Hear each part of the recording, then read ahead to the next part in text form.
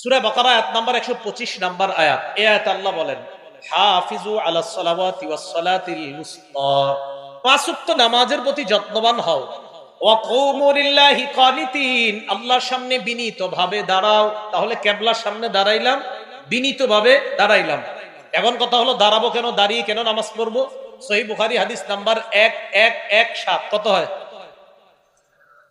11,000 বলে কে জানি গেছে। 1117 317 কত হয়? 1117। এই হাদিসটা কেন সেই হাদিস জানেন? একটা কাজ আছে। আবার বলেন, সহিহ বুখারীর কয় নাম্বার হাদিস? 1117। সারাদিন হাঁটে, হাঁটার পর চা স্টলের সামনে 10 মিনিট গল্প করে, আছে না নাই? এর লাগে হাদিস নাম্বারটা মুখস্থ করে। এই হাদিসের মধ্যে আসছে নবীর সাহাবা ইমরান ইবনে হুসাইন, উনি বলেন, কানাত বি বাওয়াসির, আমার অর্শরোগ ছিল। অর্শরোগ চিনেন তো? আমি আল্লাহ নবীর কাছে জানতে চাইলাম, ইয়া রাসূলুল্লাহ, আমার অর্শরোগ, নামাজ আমি কিভাবে পড়বো আমাকে আপনি জানায় দেন। আল্লাহ নবী বললেন, সাল্লি কাইমান, তুমি দাঁড়িয়ে নামাজ পড়বা।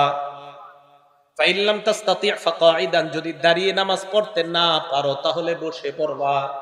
আবার যদি দাঁড়িয়ে, আপনারা না, হুজুররা না, অন্যরা, যদি দাঁড়িয়ে, আবার যদি দাঁড়িয়ে না পারো, বলেন যদি দাঁড়িয়ে তাহলে বসে। তাহলে আবার বসে কখন? আবার বসে কখন? এই যে সারাদিন গল্প করতেছে দাঁড়ায়। সাল্লি কাইমান, দাঁড়িয়ে নামাজ পড়ো। ফাইন লাম তাস্তাতি ফাকাইদান, দাঁড়িয়ে না পারলে বসে। ফাইন লাম তাস্তাতি কাইদান, যদি বসে না পারো ফাআলা জামবিন, শুয়ে শুয়ে। তাহলে বলেন তো, এক নাম্বার যদি দাঁড়ানোর সক্ষম হয় তাহলে কিভাবে নামাজ পড়তে হবে? তাহলে দাঁড়াইলাম, কিবলার সামনে দাঁড়াইলাম, এবার আমি নামাজ শুরু করব। আসল আলোচনায় ঢুকতেছি। আমি আরিফ বিন হাবিব কিভাবে নামাজ পড়ি এটাই কই আমি। এবার আমি নামাজে দাঁড়াবো, দাঁড়ানোর পর আল্লাহু আকবার বলবো আমি, এটা বলে তাকবীর বলবো আমি। এখন কথা হলো, আল্লাহু আকবার যে বলবো এটার দলিল আছে কোথায়? হ্যাঁ, এই যে আমি আল্লাহু আকবার বলবো, সূরা মুদ্দাসসিরের মধ্যে আছে। আল্লাহ পাক রব্বুল আলামিন বলেন, ইয়া আইয়ুহাল মুদ্দাসসির কুম ফাআনজির ওয়া রাব্বাকা ফাকাব্বির। সূরা মুদ্দাসসিরের 3 নাম্বার আয়াতে আল্লাহ বলেন, ওয়া রাব্বাকা ফাকাব্বির, তাকবীর বলো, আল্লাহু আকবার বলো। তাহলে আল্লাহু আকবার বলা পাইলাম। এখন আল্লাহু আকবার বলেই যে শুরু করতে হবে, এটার দলিল কোথায় আছে? তিরমিজি শরীফের 3 নাম্বার হাদিস, তাহরিমুহা আত-তাকবীর। তুমি নামাজের বাহিরে যে বৈধ কাজগুলা আছে, এই বৈধ কাজগুলা আল্লাহু আকবারের মাধ্যমে হারাম করবা। নামাজের বাহিরের বৈধ কাজগুলা আল্লাহু আকবার বলে ওই বৈধগুলাই নামাজে হারাম করতে হবে। নামাজে খাওয়া কি বৈধ না অবৈধ? নামাজে অবৈধ। বলেন, নামাজের বাহিরে খাওয়া বৈধ না অবৈধ? নামাজে অবৈধ। তাহলে নামাজের বাহিরের অবৈধ কাজগুলা আল্লাহু আকবার এই তাকবীরের মাধ্যমে এগুলা হারাম করা। এটা হলো তাকবীরে তাহরিমা। আচ্ছা, আল্লাহু আকবার বলে আমি নামাজ শুরু করব। এখন আমি আল্লাহু আকবার বলবো, আমি যে আল্লাহু আকবার বলবো এটার দলিল আছে কোথায়? সহিহ বুখারী 789 নাম্বার হাদিস। এটা কেন বলতেছি? ঝগড়া মুক্ত সমাজ দেখতে চাই। আপনাদেরকে নতুন দাওয়াত যদি দিতে আসে, বলবেন ভাই আমি যেটা করতেছি এটা সঠিক।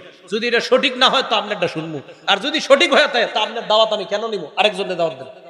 ঠিক আল্লাহু আকবার বলবো। আল্লাহু আকবারের দলিল সহিহ বুখারী 789 নাম্বার হাদিস। এই হাদিসের মধ্যে আসছে, রাসূল আকরাম সাল্লাল্লাহু আলাইহি সাল্লাম কানা ইযা কামা ইলাস সালাহ, যখন নামাজে দাঁড়াইতেন, ইউকাব্বিরু হিনা ইয়াকুম, যখন দাঁড়াইতেন আল্লাহ নবী আল্লাহু আকবার বলতেন। সুম্মা ইউকাব্বিরু হিনা ইয়ারকা, রুকুতে যাওয়ার সময় আল্লাহু আকবার বলতেন। সুম্মা ইউকাব্বিরু হিনা ইয়ারফা'ু সুলবাহু মিনার রাকআ, রুকু থেকে উঠার সময় আল্লাহ নবী আল্লাহু আকবার বলতেন। সুম্মা ইয়াকুলু ওয়া হুয়া কাইমুন সামি আল্লাহু লিমান হামিদা, দাঁড়িয়ে বলতেন সামি আল্লাহু লিমান হামিদা। সুম্মা ইউকাব্বিরু হিনা ইয়াহবি, সিজদায় যাওয়ার সময় বলতেন আল্লাহু আকবার। সুম্মা ইয়াকাব্বিরু হিনা ইয়াসজুদ, দ্বিতীয় সিজদার সময় বলতেন আল্লাহু আকবার। সুম্মা ইউকাব্বিরু হিনা ইয়াকুমু মিনাস সিনতাইন, 2 রাকাত নামাজ পড়ার পর বৈশা যদি তৃতীয় রাকাত হয় অথবা 4 রাকাতওয়ালা নামাজ হয়, ওঠার সময় আবার আল্লাহু আকবার বলতেন। তাহলে আল্লাহু আকবার বলা, আল্লাহু আকবার বলার দলিল পাইলাম সহিহ বুখারীর 789 নাম্বার হাদিস। আল্লাহু আকবার দলিল পাইছি কিনা?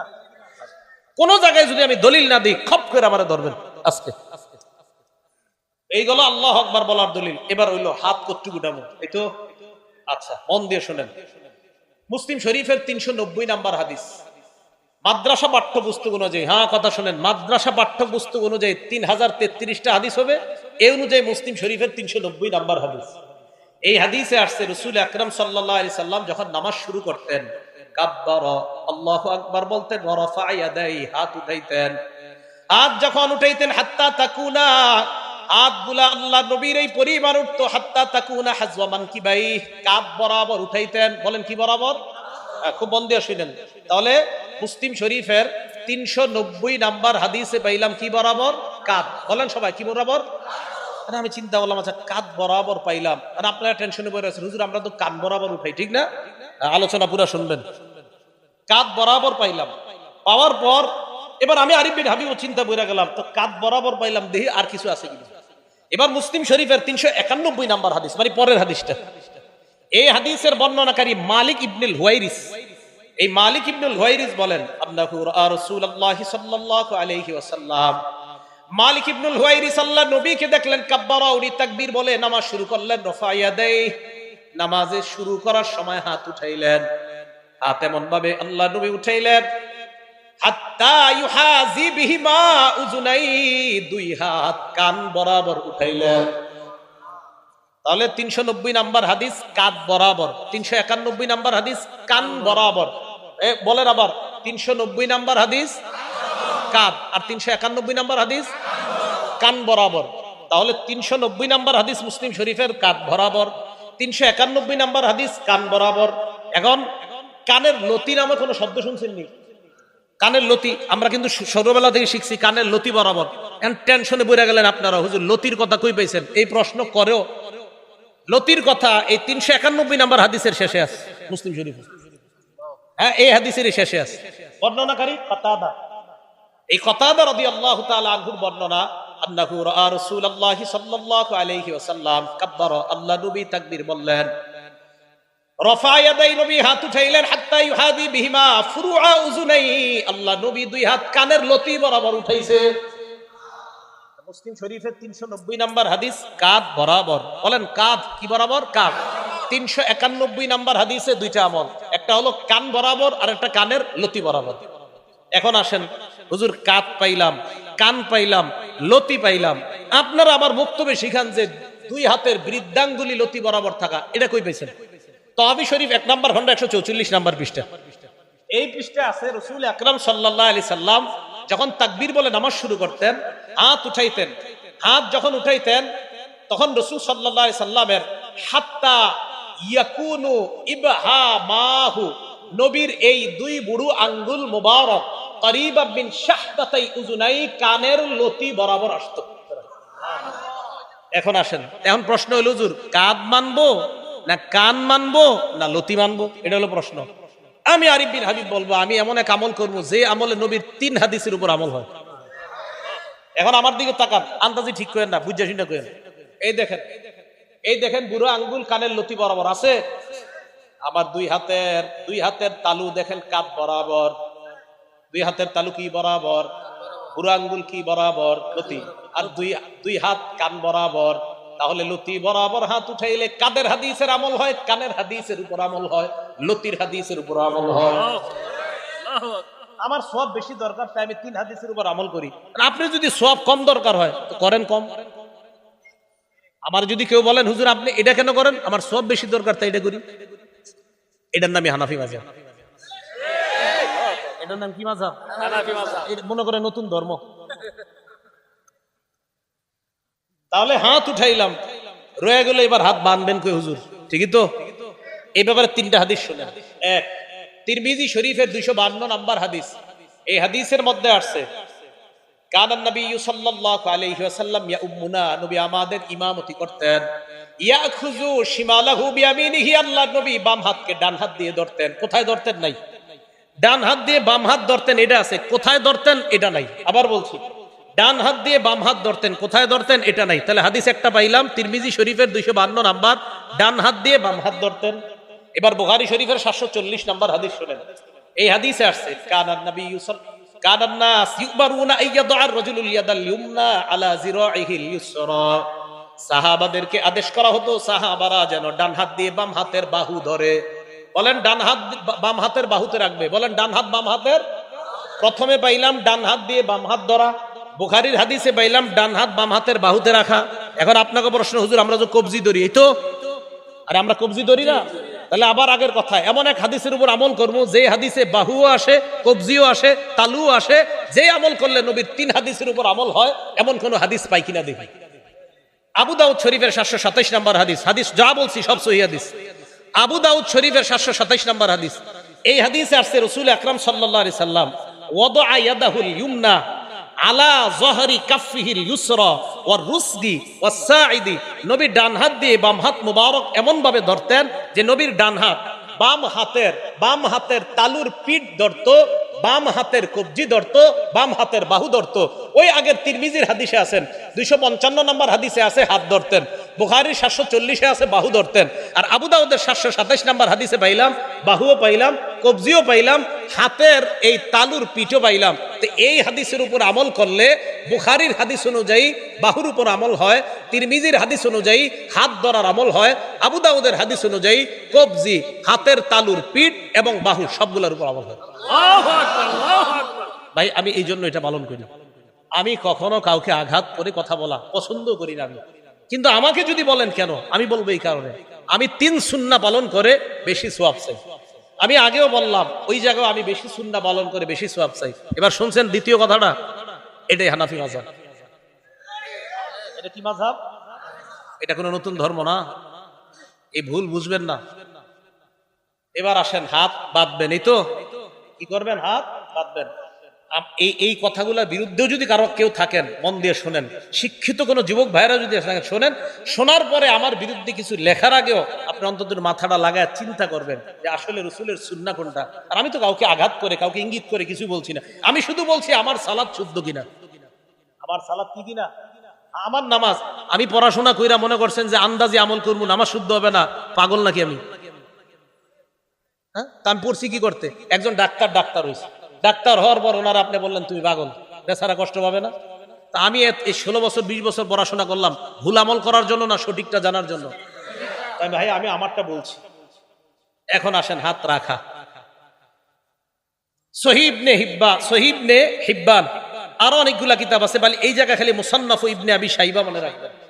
মুসান্নাফ ইবনে আবি শাইবা 3959 3959 নম্বর হাদিস। আলকামা ইবনে ওয়াইল ইবনে হুজুর থেকে বর্ণনা, তিনি বলেন রাইতুন নবী সাল্লাল্লাহু আলাইহি ওয়াসাল্লাম ওয়াদা ইয়াদাহুল ইউমনা আলাল ইউসরা, আমি আল্লাহর নবীকে দেখলাম আল্লাহর নবী ডান হাত দিয়ে বাম হাত ধরছেন, ফিস সালাতি তাহতা সুররা, নামাজের মধ্যে নবীর নিচে হাতটা রাখছে। আমি আল্লাহর নবীকে দেখলাম, আলকামা ইবনে ওয়াইল ইবনে হুজুর বলেন আমি আল্লাহর নবীকে দেখলাম ডান হাত বাম হাতের উপর রাখছে, নাভির নিচে। আর যে আগের আমলটা বললাম যদি এই জায়গায় ধরেন অটোমেটিক আপনার হাত নাভির নিচে চলে যাবে। আল্লাহর নবীকে দেখলাম আমি নাভির নিচে রাখছে। এটা হলো মুসান্নাফ ইবনে আবি শাইবার 3959 নম্বর হাদিসের বর্ণনা, সনদ সহিহ। 3960 নম্বর হাদিস যে বর্ণনা, ওইটারও সনদ সহিহ। ওই বর্ণনার মধ্যে এক তাবির বর্ণনা আছে সনদ সহিহ। উনিও বলছেন যে রাসূল আকরাম সাল্লাল্লাহু আলাইহি সাল্লামের নামাজের পদ্ধতি এটাই যে ডান হাতকে বাম হাতের উপরে রাখা। শুধু তাই না, ইমাম বুখারী রাহমাতুল্লাহি আলাইহি উস্তাদ ইসহাক ইবনে রাহওয়াই রাহমাতুল্লাহি আলাইহি বলেন নাভির নিচে হাত রাখা এটা আল্লাহর নিকটে হওয়ার বেশি উপায়। সুবহানাল্লাহ। কার উস্তাদ? কইতে শরম করে, কার উস্তাদ? জি, মানে এটা চিন্তা করে গেছেন আপনি, ইন্না হুজুর ইমাম বুখারীর উস্তাদ নাভির নিচের কথা কইছে, টেনশনে পড়ে গেছে। ইমাম বুখারী রাহমাতুল্লাহি আলাইহির উস্তাদ ইসহাক ইবনে রাহওয়াই উনি বলেন নাভি তাহতা সুররা, নাভির নিচে হাত রাখাটা আকরাবু ইলাল্লাহ, এটা আল্লাহর কাছে অধিক পৌঁছার এবং আল্লাহর আনুগত্য বেশি প্রকাশ পায় নাভির নিচে হাত রাখে। আমি কিন্তু বলছি না অন্যগুলা ভুল, এটাও একবারও বলি নাই। আমি বলছি আমি কেন এইভাবে নামাজ পড়ি। তো আমি ভাই এই জন্য বলি, ইমাম বুখারী রাহমাতুল্লাহি আলাইহির উস্তাদ একটা কথা বলছে, তো আপনি ওই যুগে একটা বলছেন, তো আপনারটা আমি কেন শুনবো, ওনারটা না শুই না? না যদি বলেন না হুজুর আমারটাই শুনতে হবে ওনারটা শুনেন না, তখন আমি কমু আচ্ছা কি করা, ঠিক আছে আপনারটাই শুনিয়া আইন, কি করবেন কোন। এই তো ইমাম বুখারী রাহমাতুল্লাহি আলাইহির উস্তাদের কথা তুই আপনারটা শুনবো না। আমি আবারও বলছি আমি এইভাবে কেন নামাজ পড়ি, শুধু এগুলা বলছি। এবার আসেন হাত রাখলাম, রাখার পর এবার সালাত শুরু হয়ে গেল। তো মোটামুটি যেটুকু নিয়ে আপনাদেরকে নতুন ভাবে কিছু শিখাইতে চাই এতটুকু কিন্তু হয়ে গেছে।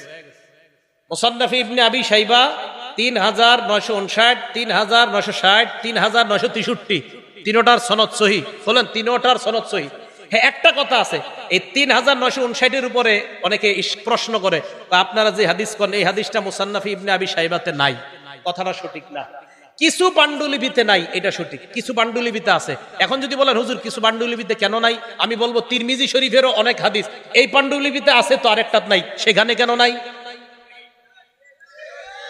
তিরমিজি শরীফের পান্ডুলিপির 3 জন বর্ণনাকারী বলি। একজন আব্দুর রহমান মুবারক পুরী, ওনার একটা পান্ডুলিপি আছে। শাইব আল আরনাউত, ওনার একটা পান্ডুলিপি আছে। আহমদ শাকের, ওনার একটা পান্ডুলিপি আছে। 3 পান্ডুলিপি খোলেন, দেখবেন একটাতে কিছু হাদিস আছে, আরেকটাতে কিছু নাই। যদি বলেন একটাতে কিছু থাকা আরেকটাতে কিছু নাই, এটা মানি না, তো তিরমিজিও তো মানবেন না, এটা তো 6 কিতাবের এক কিতাব। তাহলে এই অভিযোগ সঠিক না। সহিহ হাদিস যেখানেই পাবো সেখান থেকে নিব, এটা যেই কিতাবই থাক। সহিহ হাদিস যেখানে পাবো সেখান থেকে নিব, এটা যে কিতাবে থাক। এই হলো আপনি সালাত শুরু করলেন। এখন আপনি নামাজ শুরু করার পর আপনি ইমামের পিছনে যখন দাঁড়ান, ইমাম সাহেব কেরাত পড়ে, তখন আমরা বলি আমরা কেরাত পড়ি না। কেন পড়ি না? সূরা আরাফে আল্লাহ পাক রব্বুল আলামিন গালিবান 204 নম্বর আয়াতে আল্লাহ বলেন, ওয়া ইযা কুরিআল কুরআন, যখন কোরআন পড়া হয়, ফাসতামিউ লা, 1 নাম্বার হুকুম কান পেতে শোনো, 2 নাম্বার আনসিতু লা, এবং চুপ থাকো। তাহলে কোরআন পড়া হলে 2 হুকুম, 1 কান পেতে শোনা, 2 চুপ থাকা। আমি আবার বলছি, কোরআন যখন পড়া হয় তখন আল্লাহর হুকুম 2টা, 1 কান পেতে শোনা, 2 চুপ থাকা। এই আয়াতের ব্যাপারে প্রায় সকল মুফাসসিরিনে কেরাম এবং মুহাদ্দিসিনে কেরাম, শুধু তাই না, তাফসিরে তবারির যে মুফাসসির, তাফসিরে তবারি কেন বললাম, একটা কারণ আছে। কারণ তাফসিরে তবারিটা আমাদের দেশের এক শ্রেণীর মানে যে শ্রেণীর হোক তারা ফলো করে। ওই কিতাবেরও মুসান্নিফ বলছে এই আয়াত হলো নামাজের ব্যাপারে, অর্থাৎ নামাজে যখন কোরআন তেলাওয়াত করা হয় মুক্তাদি তখন চুপ থাকবে। মুক্তাদি তখন কি থাকবে? এই জন্য আমি চুপ থাকি। আপনারা থাকেন কিনা জানি না, আমি কিন্তু আমার বলতেছি। কেন বলতেছি জানেন? আপনাদের কাউরে যাতে আমি কোনো আঘাত না করি, সব আমি বলতেছি। আমি এভাবে নামাজ পড়ি, এভাবে হাত উঠাই। কেন উঠাই? আমার বেশি সওয়াব দরকার তাই। কিয়ামতের মাঠে ঠিক আছে, একটা সওয়াবের জন্য 2 দিন যেন আল্লাহ না ঠেকায়, তা আমার সওয়াব বেশি দরকার ভাই, আমি এই কারণে করি। আমি ঝগড়া মুক্ত থাকতে চাই, এই জন্য আমি ঝগড়া করতে চাই না। বলতে পারেন কেন? কারণ নবীজি বলছে, আনা জাইমুন বিবাইতিন ফি রাবদিল জান্নাহ লিমান তারাকাল মিরাআ, যে ব্যক্তি ঝগড়া করা ছেড়ে দেয়, আমি নবী জান্নাতের মাঝখানে তার একটা ঘরের দায়িত্ব নিয়ে নিলাম। ঝগড়া করতে চাই না। আমার যদি কেউ বলেন হুজুর আহেন, পারলে আমার সাথে বসেন, আমি বলবো বসাবসির দরকার নাই। আমি এইভাবে নামাজ পড়ি এই হাদিসের কারণে, এইভাবে হাত উঠাই ওই হাদিসের কারণে, এইভাবে হাত বাঁধি এই হাদিসের কারণে। আমি এইভাবে আমল করলে দেখি 3 সুন্নাহ পালন করা হয়, আমি এইভাবে হাত বাঁধলে দেখি 3 সুন্নাহ পালন করা হয়, আমি ওইভাবে হাতটা উঠাইলে দেখি 3 সুন্নাহ পালন করা হয়। সুন্নত 3টা পালন করলে 3 সুন্নতের সওয়াব হয়। এই জন্য আমার সওয়াব বেশি দরকার, তাই করি। আপনি ঝগড়া করলে অন্য জায়গায় যান, আমার সাথে না। কেন? আমি ঝগড়া পারি না, একদম সত্যি কথা। আবার যদি কোন হুজুর বহস করেন আসেন, আমি বহসে জিরো, একদম কোনো মোটেই যোগ্যতা নাই আমার। আপনাদের সাধারণ কারোর সাথে পারবো না, আর তো আলেম দূরের কথা। আল্লাহ আমাদের সকলকে ফিতনা থেকে বেঁচে থাকার তৌফিক দান করেন। এবার আসেন, নামাজের তো ব্যাপারে ভালোই শুনলেন। এখন যে কথাগুলো বলবো এগুলো শুনলে অনেক মুরব্বীদের কষ্ট লাগবে, বাকি যাদের ভিতরে এই রোগ আছে তাদের কষ্ট লাগবে, রোগ না থাকলে লাগবে না। রাসূল আকরাম সাল্লাল্লাহু আলাইহি সাল্লাম মসজিদে বসা, এক সাহাবা আসার পর উনি নামাজ পড়লেন, আল্লাহু আকবার। নামাজ পড়ার পর আল্লাহ রাসূলের সামনে গেলেন, যাওয়ার পর সাল্লাম আলান নবী সাল্লাল্লাহু আলাইহি ওয়াসাল্লাম, আল্লাহ নবীকে সালাম দিলেন। সালাম দেওয়ার পর ফারাদ্দা আলাইহিস সালাম, আল্লাহ নবী সালামের জবাব নিলেন। নেওয়ার পর বললেন, ইরজি ফাসাল্লি ফাইন্নাকা লাম তুসাল্লি, তুমি যাও আবার নামাজ পড়ো, কারণ তুমি নামাজ পড়ো নাই। উনি আবার গেলেন, আবার নামাজ পড়লেন, আবার আসলেন, আবার সালাম দিলেন। আল্লাহ নবী বললেন, তুমি আবার যাও, আবার নামাজ পড়ো। আবার গেলেন, আবার নামাজ আদায় করলেন, আবার আল্লাহ নবীকে সালাম দিলেন। সালাম দেওয়ার পর নবী সালামের জবাব নিয়ে বললেন, আবার যাও, তুমি নামাজ পড়ো, তুমি নামাজ পড়ো নাই। 3 বার এইভাবে হওয়ার পর আল্লাহ নবী তাকে বললেন, তুমি যাও, আবার নামাজ পড়ো। ওই সাহাবা জবাব দিলেন, ইয়া রাসূলুল্লাহ মা উহসিনু গায়রা, আমি এর চাইতে ভালো সুন্দর নামাজ পড়তে পারি না। আল্লিমনি, আমাকে আপনি নামাজ কিভাবে পড়তে হয় শিখায়া দেন। নবীজি বললেন, ইদা কুমতা ইলাস সালাহ, যখন নামাজের ইচ্ছা পোষণ করবা, ফাকাব্বির, তখন তুমি তাকবীর বলবা। তাকবীর বলার পর ফাকরা মা তায়াসসারা মাকা মিনাল কুরআন, কুরআনের যেই জায়গা সহজ ওই জায়গা থেকে পড়বা। এবার শুনেন, পড়ার পর সুম্মার কার পর রুকু করবা হাত্তা তাতমাইন্না রাকিআ, ধীর স্থিরতার সাথে রুকু করবা, যতক্ষণ তোমার ইতমিনান না হয় ততক্ষণ তুমি রুকুতে থাকবা। এরপর আল্লাহ নবী বলেন সুম্মার ফারাসাকা মিনার রুকুই হাত্তা তাতাদিলা কাইমা, এরপর রুকু থেকে দাঁড়াইবা, সোজা হয়ে দাঁড়াইবা, বাঁকা হয়ে থাকা যাবে না, হ্যাঁ সোজা হয়ে দাঁড়াইবা। আমাদের অনেকে এইভাবে বাঁকা হয়ে থাকে আর বুঝায় ও ইমাম সাহেব তাড়াতাড়ি সিজদায় যান, বাঁকা হয়ে থাকে উঠা ভাই হুজুর আমার কাজ আছে তো তাড়াতাড়ি সিজদায় যান। কষ্ট নিয়েন না, যাদের মাজায় সমস্যা ভিন্ন কথা, যারা এমনি কুজা এদের জন্য না এটা, যারা এমনি সুন্দরভাবে হাঁটতে পারেন কিন্তু নামাজে গেলে রুকু থেকে উঠে এইভাবে দাঁড়ায় থাকেন, হ্যাঁ মানে এইভাবে আপনি বাঁকা হয়ে থাকেন, পুরোপুরি দাঁড়ান না। আল্লাহ নবী কয় হাত্তা তাতাদিলা কাইমা, তুমি পরিপূর্ণভাবে দাঁড়াইবা, সোজা হয়ে দাঁড়াইবা। দাঁড়ানোর পর সুম্মা সুজুদের পর সিজদা করবা হাত্তা তাতমাইন্না সাজিদা, ধীরস্থিরতার সাথে সিজদা করবা। দুই সেজদার মাঝখানে বসবা, এই দুই সেজদার মাঝখানে অনেকে এইভাবে বাঁকা হয়ে থাকে, ঠিক না? দুই সেজদার মাঝখানে মানে উঠে বাঁকা হয়ে থাকে, হুজুর আরেকটা সেজদা তাড়াতাড়ি দেন, এইভাবে থাকে। মনে রাখবেন বাঁকা হওয়ার, এই বাঁকা হওয়াটা যদি বেশিরভাগ নিচের দিকে থাকে তো আপনার তো সেজদা একটা হইলো, আরে বাঁকা হওয়া যদি বেশি নিচের দিকে থাকে তো আপনার সেজদা দুইটার দেওয়ার কথা না, তো আপনার তো কোনো ওজোর নাই, আপনি ইচ্ছা করে এইভাবে রয়েছেন, মানে আপনি এক সেজদা থেকে এখনো উঠেন নাই, দুই সেজদার মাঝখানে আপনি বসেন নাই। আল্লাহ নবী বললেন এইভাবে দুই সেজদার মাঝখানে বসবা। ইফআল যালিকা ফি সলাতিকা কুল্লিহা, আমি যেইভাবে তোমাকে নামাজ শিখাইলাম এইভাবে তুমি নামাজ পরিপূর্ণ করবা। নামাজ পরিপূর্ণ করার পর সালাম ফিরানোর পর, নামাজের পর সালাম ফিরানোর পর কিছু আমল আছে, এই আমলগুলা করবেন। নবীজির সাহাবা হযরত মুআজকে আল্লাহর নবী বলেন, মুআজ আল্লাহর কসম আমি তোমাকে ভালোবাসি। আবার বললেন মুআজ আল্লাহর কসম আমি তোমাকে ভালোবাসি। সাহাবা নবীর যেটা করার কথা উল্টা নবী সাহাবারে কয় আমি তোমাকে ভালোবাসি, আমি তোমাকে ভালোবাসি, নবী সাহাবারে কয়। ভালোবাসার দাবি নি বলিলা তাদান্না দুবরা কুল্লি সালাতিন মাকতুবা আন তাকুলা আল্লাহুম্মা আইন্নি আলা যিকরিকা ওয়া শুকরিকা ওয়া হুসনি ইবাদাতিক। মুআজ তুমি কখনো নামাজের পর এই আমলটা ছাড়বা না, সালাম ফিরানোর সাথে সাথেই তুমি পড়বা আল্লাহুম্মা আইন্নি আলা যিকরিক ওয়া শুকরিক ওয়া হুসনি ইবাদাতিক। তুমি জিন্দেগিতেও নামাজের পরে আমলটা ছাড়বা না। তা আশাবাদী আমি, আপনারা সালাম ফিরানোর পর ইমাম সাহেব যারা আছি, আমি আলহামদুলিল্লাহ আমরা যারা আছি, আমি যেই যেই মসজিদগুলা আমার তদারকিতে আছে সব মসজিদে আমলগুলা সালাম ফিরানোর পর মুসল্লিদেরকে আমল করার সুযোগ দেওয়া। তো আল্লাহুম্মা আইন্নি আলা যিকরিক ওয়া শুকরিক ওয়া হুসনি ইবাদাতিক, এই আমলটা করা। আর আস্তাগফিরুল্লাহ আস্তাগফিরুল্লাহ তিনবার পড়া, আস্তাগফিরুল্লাহ আস্তাগফিরুল্লাহ তিনবার পড়া। আর কিছু তাসবিহাত আছে, তিনবার সুবহানাল্লাহ, তিনবার আলহামদুলিল্লাহ, 33 বার সুবহানাল্লাহ, 33 বার আলহামদুলিল্লাহ, 33 বার আল্লাহু আকবার।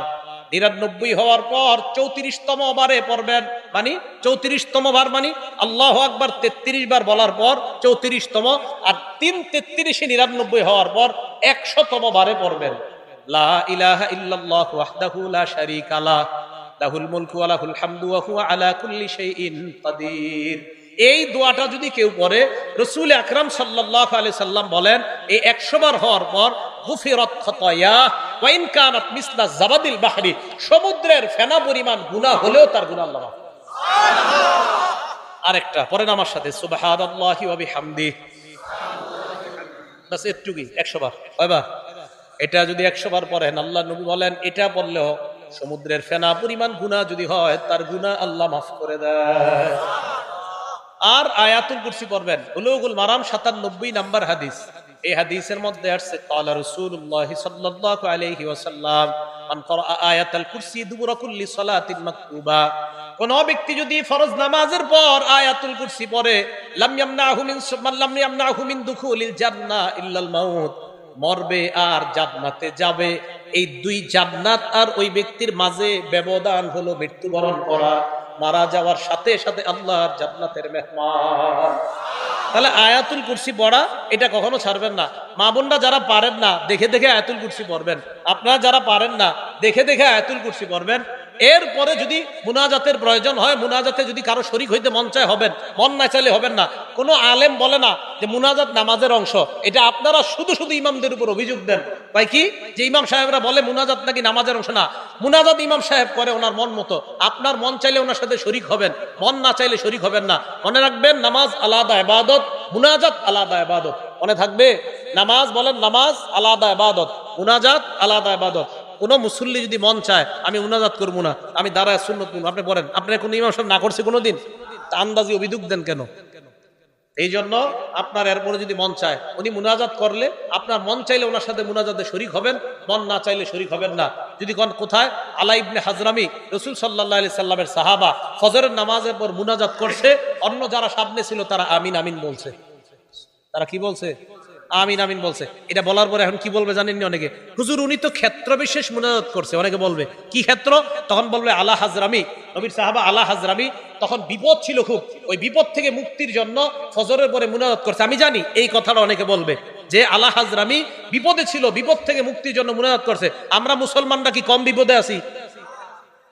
যদি বলেন না আমি তো হুজুর পুরা বিপদ মুক্ত, তো ঠিক আছে মাশাআল্লাহ, আপনি খতিব হয়ে যান মসজিদে, এটা আপনি এত পেরেশান মুক্ত। একজন খতিব আলোচনা করার আগে হাজারো চিন্তা করে তার একটা আলোচনা করতে হয়। তাহলে মুনাজাত করছে কিনা আলা হাজরামি। বাকি বললাম মুনাজাত এটা বাড়াবাড়ির জিনিসটা, কারো মন চাইলে করবে, কারো মন চাইলে করবে না। আলা হাজরামি উনি ফজরের নামাজের পর মুনাজাত করছে। আল বিদায়া ওয়ান নিহায়াতে আছে এই বর্ণনা, লম্বা আলোচনা, ইতিহাসের কিতাবে স্পষ্ট লেখা আছে। তো এই লেখার উপর আবার প্রশ্ন উঠবে অনেকের, হুজুর উনি তো একটা বিপদে ছিল তখন, তাই আমরা মুসলমানরা এখন প্রতি মুহূর্তে বিপদে আছি। এবার আসেন মসজিদে যে ঢুকলেন, অনেক আলোচনায় তো শুনলেন কাঁচা রসুন আর কাঁচা পেঁয়াজ খায়া যারা মসজিদে ঢুকেন। কি রসুন আর কাঁচা পেঁয়াজ মুড়ি বানায়া মাত্র খায়াটায় ঢুকছেন ঘর মসজিদে, এটা করেন না। তিরমিজি শরীফের 3927 নম্বর হাদিস, ক্বালা রাসূলুল্লাহ সাল্লাল্লাহু আলাইহি ওয়াসাল্লাম, আল্লাহ নবী বলেন আন্নান নাবিয়্যা নাহা আন হাতাইনিশ শাজারাতাইন, নবীজি এই দুই গাছ থেকে নিষেধ করেছেন। নবী বলেন মান আকালাহুমা, এই দুই গাছ তথা ইয়ানিল বাসলা ওয়াস সুমা, কেউ যদি পেঁয়াজ এবং রসুন খায় ফালা ইয়াকরাবান্না মাসজিদানা, সেজন্য আমাদের মসজিদের কাছেও না আসে। নবীজি বলেন কেউ যদি কাঁচা পেঁয়াজ আজ কাঁচা রসুন খায় সেজন্য আমাদের মসজিদের কাছে না আসে। হ্যাঁ, যদি আপনি খাইতে হয়, যদি কাঁচা পেঁয়াজ আর কাঁচা রসুন ইত্যাদি খাইয়া অথবা পেঁয়াজ দিয়ে মুড়ি বানানো খায়া মসজিদে আসতে হয়, তাহলে ব্রাশ করে আসবেন। কি করে আসবেন? কেন ব্রাশ করে আসবেন? মুসলিম শরীফের হাদিসে আসছে, ক্বালা রাসূলুল্লাহ সাল্লাল্লাহু আলাইহি ওয়াসাল্লাম, আল্লাহ নবী বলেন শোনো তোমরা, এই যে গন্ধযুক্ত গাছ, এই গন্ধযুক্ত গাছ যারা খায়, নবী বলেন মান আকালা মিন হাযিহি শাজারাতিল মুনতিনা, মুনতিনা মানে গন্ধযুক্ত গাছ, যে গাছের গন্ধ আছে, যারা খাও আলা ইয়াকরাবান্না মাসজিদানা, মসজিদে আসবা না। প্রশ্ন হতে পারে কেন?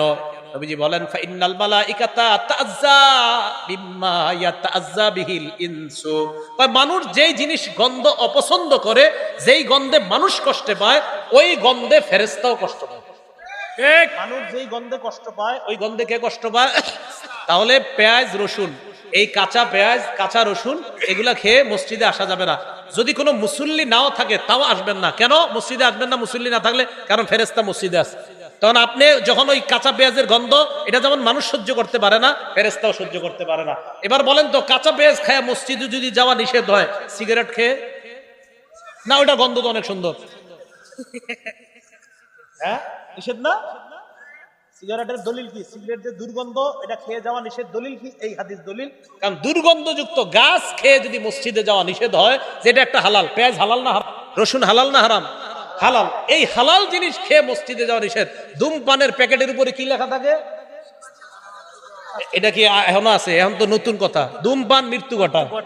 তো যেই জিনিসের উপর লেখা মৃত্যু ঘটায়, এই জিনিস খায় আপনি মসজিদে গিয়ে মাশাআল্লাহ ফেরেশতাদেরকে আনন্দ দিতে চান, তাহলে ফেরেশতাদেরকে কষ্ট দেওয়া যাবে না। ভাই কষ্ট নেন নাই তো আপনারা?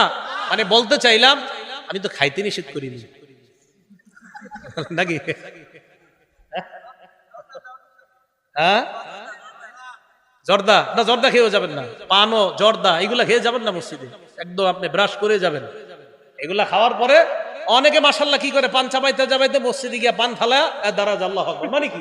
আরে ভাই এটা কেন? না না, এটা করবেন না। চিন্তা করে হুজুর আপনি আমি পান খাই না, এই কথা কয়ে লাভ নাই। হুজুর করে আমি পান খাইতে দেখছেন কখনো? চিন্তা করে হুজুর মনে কয় না, নিজে মনে পান খায়। আমি খাইলেও, আমি যদি কখনো খাইতামও তাও বলতাম আপনি পান খায় মসজিদে যায় না। শরীয়ত কি আমার উপরে চলে নাকি? কোরআন সুন্নাহর উপর শরীয়ত চলে এখানে মানুষকে। তো পান খেয়েও যাবেন না, বিড়া সিগারেট এটাও যাওয়া যাবে না। আর হলো আপনার কি, ওই যে পেঁয়াজ রসুন। হ্যাঁ, নবীজি বলছে একান্ত যদি তোমাদের ফাইনলা বুদ্ধা, কুনতুম আকিলিহা ফাইন কুনতুম লা বুদ্দা আকিলিহিমা, তোমরা যদি পেঁয়াজ রসুন খেতেই হয়, ফামিতুহুমা তবখা, এইগুলা তোমরা রান্না করে এইগুলাকে সেদ্ধ করো, রান্না করে এইগুলাকে পরিশোধন করে এরপরে খাও, তখন আর গন্ধ হবে না।